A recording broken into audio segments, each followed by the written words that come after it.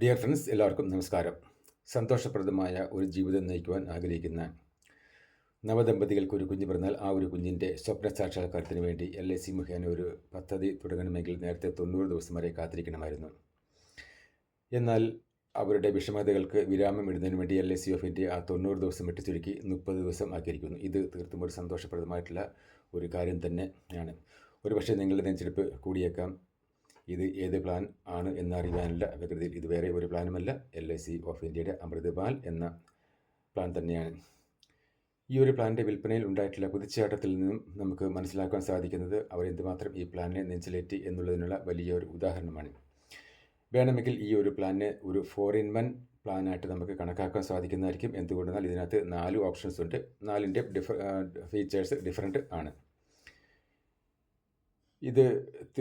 ഇതിനു മുമ്പ് ഞാനൊരു വീഡിയോ പോസ്റ്റ് ചെയ്തിരുന്നു.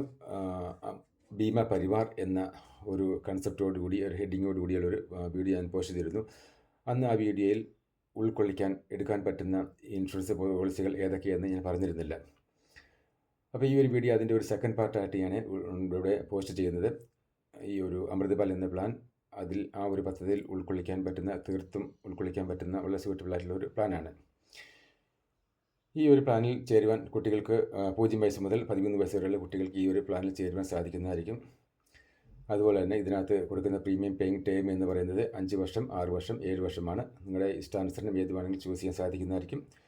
അതുപോലെ തന്നെ ഞാൻ നേരത്തെ പറഞ്ഞിരുന്നല്ലോ, ഇതിനകത്ത് 4 ഓപ്ഷൻസ് ഉണ്ട്.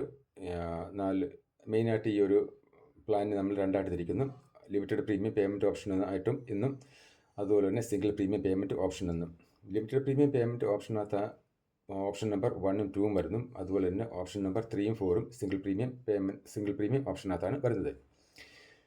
ഇനി നമുക്ക് ലിമിറ്റഡ് പ്രീമിയം പേയ്മെൻറ്റ് ഓപ്ഷനിലോട്ട് വീണ്ടും വരാം. ഇതിനകത്ത് മിനിമം പോളിസി ടൈം എന്ന് പറയുന്നത് 10 വർഷം മുതൽ 25 വർഷം വരെയാണ്. ഇത് 10 വർഷം എന്നുള്ളത് ഓപ്ഷൻ നമ്പർ 1ഉം 2വിനകത്തുള്ളതാണ്. ഓപ്ഷൻ നമ്പർ 3യുടെ വേറെയാണ്. അതുപോലെ തന്നെ മിനിമം മച്യൂരിറ്റി ഏജ് എന്ന് പറയുന്നത് 18 വയസ്സാണ്. അത് 4 ഓപ്ഷനിനകത്തും സെയിം ആണ്. മാക്സിമം മച്യൂരിറ്റി ഏജും 25ആണ്. അതും 4 ഓപ്ഷനിലും സെയിം ആണ്. ഇനി ഈ ഒരു പദ്ധതിയിൽ ചേരുമ്പോൾ option number limited premium payment option choose ചെയ്യുമ്പോൾ തീർച്ചയായിട്ടും നിങ്ങൾ പ്രീമിയം വേവർ PWB എന്ന റൈഡർ നിങ്ങൾ ചൂസ് ചെയ്തിരിക്കണം. എന്തുകൊണ്ടെന്നാൽ പ്രീമിയം അടയ്ക്കുന്നത് അച്ഛനോ അല്ലെങ്കിൽ അമ്മയോ ആയിരിക്കും. അവർക്ക് എന്തെങ്കിലും കാരണവശാൽ ഒരു ഡെത്ത് സംഭവിച്ചു കഴിഞ്ഞാൽ മുന്നോട്ടുള്ള പ്രീമിയം സർക്കാർ അടയ്ക്കുന്നതായിരിക്കും. അതുകൊണ്ട് ഇത് ചൂസ് ചെയ്യുന്നത് വളരെ നല്ലതായിരിക്കും. എന്നാൽ ഓപ്ഷൻ നമ്പർ 3ലും 4ലും അവിടെ സിംഗിൾ പ്രീമിയമാണ് നമ്മൾ കൊടുക്കുന്നത്. മുന്നോട്ടുള്ള പ്രീമിയത്തിൻ്റെ കേസ് അവിടെ വരുന്നില്ല. അതുകൊണ്ട് PWB അവിടെ ആപ്ലിക്കബിൾ അല്ല. ഇനി ഇതിനകത്ത് വരുന്ന റിസ്ക് കവറേജ് എപ്പോൾ തൊട്ട് റിസ്ക് കവറേജ് തുടങ്ങും എന്ന് ചോദിച്ചു കഴിഞ്ഞാൽ, പോളിസിയിൽ ചേരുന്ന സമയത്ത് കുട്ടികൾ 8 വയസ്സ് കംപ്ലീറ്റ് ആയിട്ടുണ്ടെങ്കിൽ ആ സമയം മുതൽ റിസ്ക് തുടങ്ങുന്നതായിരിക്കും. ഇനി 8 വയസ്സ് കംപ്ലീറ്റ് ആയിട്ടില്ല എങ്കിൽ പോളിസി എടുത്ത് 2 വർഷത്തിന് ശേഷം റിസ്ക് കവറേജ് തുടങ്ങുന്നതായിരിക്കും. അല്ല എങ്കിൽ 8 വയസ്സായപ്പോൾ കുട്ടിക്കാവുന്നു അന്നേരം തൊട്ട്. ഇനി പോളിസി എടുത്ത സമയത്ത് 7 വയസ്സാണ്. അപ്പോൾ 1 വർഷം കഴിയുമ്പോൾ 8 വയസ്സാകും. ആ സമയത്ത് തൊട്ട് റിസ്ക് കവറേജ് തുടങ്ങുന്നതായിരിക്കും. ക്ലിയറായി എന്ന് വിശ്വസിക്കുന്നു. ഇനി സാധാരണ എപ്പോഴും ക്ലയൻറ്റ് ധൃതി വെക്കുന്ന ഒരു കാര്യമാണ്, ഞാൻ എത്ര കൊടുത്താൽ എത്ര കിട്ടും. അപ്പോൾ ആരായെങ്കിലും അതിൻ്റെ കാര്യം കൂടി പറയാം. നമ്മൾ നേരത്തെ പറഞ്ഞില്ലല്ലോ, പോളിസി പ്രീമിയം കൊടുക്കുന്ന ടൈം 5, 6, 7 വർഷമാണ്. അപ്പം ഇവിടെ 7 വർഷത്തെ ഒരു ഉദാഹരണം ഞാൻ പറയാം. 0 വയസ്സ് ഉള്ള ഒരു കുഞ്ഞിൻ്റെ പേരിൽ 30 വയസ്സുള്ള അച്ഛൻ 50 ലക്ഷത്തിൻ്റെ പോളിസി എടുക്കുന്നു. ഇതിനകത്ത് നമുക്ക് എടുക്കാൻ പറ്റുന്ന മിനിമം പോളിസി ഇത് സം അഷ്വർഡ് എന്ന് പറയുന്നത് 2 ലക്ഷം മുതൽ മാക്സിമം എത്ര വേണമെങ്കിലും എടുക്കാം. തുടക്കം 2 ലക്ഷം തൊട്ടാണ്. അപ്പോൾ ഇവിടെ കൊച്ചിൻ്റെ മാരേജ് പർപ്പസോ അല്ലെങ്കിൽ ഹയർ സ്റ്റഡീസോ എന്തെങ്കിലും ആകട്ടെ, ആ ഒരു പർപ്പസിന് വേണ്ടി 50 ലക്ഷത്തിൻ്റെ പോളിസി എടുക്കുന്നു. പ്രീമിയം പേയിങ് ടൈം ചൂസ് ചെയ്തിരിക്കുന്നത് 7 വർഷത്തെയാണ്. അപ്പോൾ ആ ഒരു ഇതിനകത്ത് വരുന്ന ആദ്യത്തെ വർഷത്തെ പ്രീമിയം എന്ന് പറയുന്നത് 6,50,000 സംതിങ് പ്രീമിയം വരുന്നുണ്ട്. രണ്ടാമത്തെ വർഷം തൊട്ട് 6,36,000 സംതിങ് പ്രീമിയം വരുന്നുണ്ട്. ആ 2 വർഷം തൊട്ട് ലാസ്റ്റ് വരെ 7 വർഷം വരെ ഇതായിരിക്കും, സെയിം ആയിട്ടായിരിക്കും. ഇവിടെ കിട്ടുന്ന മച്യൂരിറ്റി വാല്യൂ എന്ന് പറയുന്നത് ഏതാണ്ട് 1.5 കോടി രൂപ നമുക്ക് മച്യൂരിറ്റി വാല്യൂ ആയിട്ട് കിട്ടുന്നുണ്ട്. ഇതെങ്ങനെ കിട്ടി എന്ന് ചോദിച്ചു കഴിഞ്ഞാൽ, നമുക്ക് 1000 രൂപ സം അഷ്വേർഡിന് 80 രൂപ എന്ന കണക്കിലാണ് നമുക്ക് ഗ്യാരണ്ടീഡ് അഡീഷൻസ് കിട്ടുന്നത്. 1000 രൂപയ്ക്ക് 80 രൂപ ഗ്യാരണ്ടീഡ് അഡീഷൻസ് ആണ്. അപ്പോൾ ഇതിനകത്ത് 50 ലക്ഷത്തിനകത്ത് എത്ര 1000 ഉണ്ടോ അതിനെ 80 കൊണ്ട് ഗുണിക്കുന്നു. അപ്പം വീണ്ടും അതിനെ വർഷം കൊണ്ട് ഗുണിക്കുമ്പോഴത്തേക്ക് നമുക്ക് 1 കോടി എന്നുള്ള ഒരു ഗ്യാരണ്ടീഡ് അഡീഷൻസ് ഈ 50 ലക്ഷത്തിൽ കിട്ടുന്നുണ്ട്.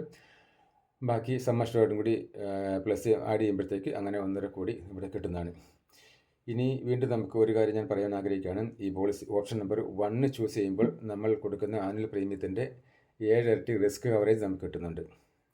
എന്നാൽ ഈ ഒരു ഓപ്ഷനിൽ കിട്ടുന്ന മച്യൂരിറ്റി വാല്യൂ നമുക്ക് ഇൻകം ടാക്സ് കൊടുക്കേണ്ട ആവശ്യം വരുന്നുണ്ട്. പ്രോഫിറ്റിന് ഇൻകം ടാക്സ് കൊടുക്കേണ്ടതായിട്ട് വരുന്നുണ്ട്. ഓപ്ഷൻ നമ്പർ 2 കുറിച്ച് പറയുമ്പോൾ നമ്മൾ കൊടുക്കുന്ന ആനുവൽ പ്രീമിയത്തിൻ്റെ 10 ഇരട്ടി നമുക്ക് റിസ്ക് കവറേജ് കിട്ടുന്നുണ്ട്.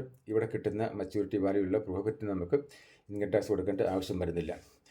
അപ്പോൾ ഇങ്ങനെയുള്ള കാര്യങ്ങളൊക്കെ വളരെ ശ്രദ്ധയോട് കൂടി വേണം ചെയ്യാനായിട്ട്. ഒരു തവണ നമ്മൾ ഓപ്ഷൻ ചൂസ് ചെയ്ത് കഴിഞ്ഞാൽ രണ്ടാമത് അത് തിരുത്താൻ ചേഞ്ച് ആക്കാൻ ബുദ്ധിമുട്ടുള്ള കാര്യങ്ങളാണ്. അപ്പോൾ അതുകൊണ്ട് ഏജൻറ്റുമായിട്ട് ഡിസ്കസ് ചെയ്ത് നിങ്ങൾക്ക് ശരിയായ ഒരു ഓപ്ഷൻ ഏത് വേണമെന്ന് എടുക്കാനുള്ള ശേഷി ബുദ്ധിമുട്ട് വരുവാണെങ്കിൽ ഏജൻറ്റുമായിട്ട് നന്നായിട്ട് ഡിസ്കസ് ചെയ്ത് അദ്ദേഹത്തിൻ്റെ ഹെൽപ്പ് മേടിക്കുന്നത് എപ്പോഴും നല്ലതായിരിക്കും.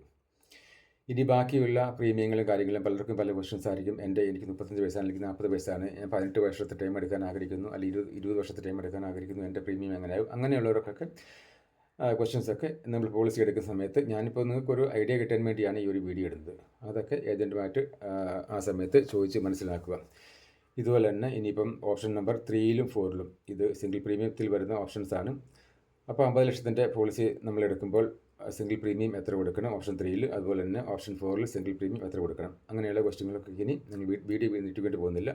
ആ സമയത്ത് നിങ്ങൾ ചോദിച്ച് മനസ്സിലാക്കുക എന്നുള്ളതാണ്. നിങ്ങളുടെ നീഡ് എന്താണോ അതനുസരിച്ച് ഏജൻറ്റുമായിട്ട് ഡിസ്കസ് ചെയ്ത് മുന്നോട്ട് പോവുക. ഇതൊരു കംപ്ലീറ്റ് ഇൻഫർമേഷനായിട്ട് നിങ്ങൾ ഒരിക്കലും കണക്കാക്കരുത്. എടുക്കുന്ന സമയത്ത് ബാക്കി കാര്യങ്ങളൊക്കെ നിങ്ങൾക്ക് മനസ്സിലാക്കേണ്ടത് വളരെ അത്യാവശ്യമാണ്. ഒരു ഉദാഹരണം, എൻ്റെ വ്യക്തിപരമായ കാര്യം പറഞ്ഞു കഴിഞ്ഞാൽ ഞാൻ ഓപ്ഷൻ ഇത് ലിമിറ്റഡ് പ്രീമിയം പേയ്മെൻറ്റിനകത്ത് ഏത് വർഷം ചൂസ് ചെയ്യുമെന്ന് ചോദിച്ചു കഴിഞ്ഞാൽ ഞാൻ പ്രീമിയം പേയിങ് ടൈം 7 ചൂസ് ചെയ്യത്തുള്ളൂ. എന്തുകൊണ്ടെന്നാൽ എനിക്കൊരു അതിനകത്തൊരു 5 വർഷത്തെ ടൈം ചൂസ് ചെയ്യുമ്പോഴും 7 വർഷത്തെ ടൈം ചൂസ് ചെയ്യുമ്പോഴും തമ്മിലുള്ള പ്രീമിയത്തിൽ ഏതാണ്ട് 5 വർഷത്തെ ചൂസ് ചെയ്യുന്നത് നമുക്ക് 2 ലക്ഷത്തോളം പ്രീമിയത്തിൽ വ്യത്യാസം വരുന്നുണ്ട് ഒരു വർഷം. അപ്പോൾ എനിക്ക് വേണമെങ്കിൽ എൻ്റെ നീഡ് അതാണെങ്കിൽ എനിക്കൊരു 1 കോടിയുടെയോ അല്ലെങ്കിൽ 50 ലക്ഷത്തിൻ്റെയോ എനിക്ക് ഒരു ടൈം പ്ലാൻ എടുക്കാൻ സാധിക്കുന്നതായിരിക്കും, എനിക്കതിൻ്റെ നീഡ് ഉണ്ടെങ്കിൽ. അപ്പം നിങ്ങളുടെ നീഡ് എന്താണോ അതനുസരിച്ച് പ്ലാൻ ചെയ്യുക. അതിന് നിങ്ങൾക്ക് ബുദ്ധിമുട്ട് വരുവാണെങ്കിൽ ഏജൻറ്റുമായിട്ട് ഡിസ്കസ് ചെയ്തതിന് ശേഷം നല്ല രീതിയിൽ പ്ലാൻ ചെയ്യാനേ ഞാൻ പറയുന്നുള്ളൂ.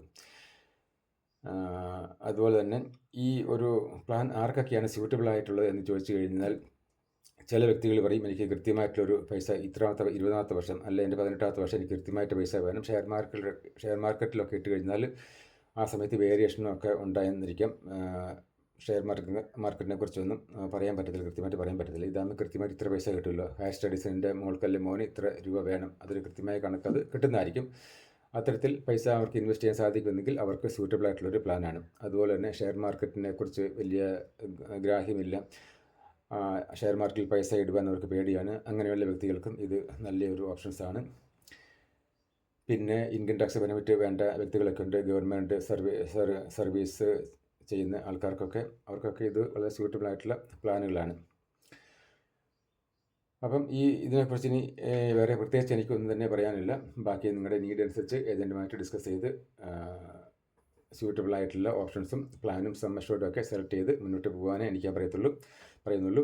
അപ്പോൾ ഈ ഒരു വീഡിയോ കേട്ടുന്ന നിങ്ങൾക്ക് എല്ലാവർക്കും എൻ്റെ എല്ലാവിധ ആശംസകളും നേരുന്നു. All the best. ബൈ.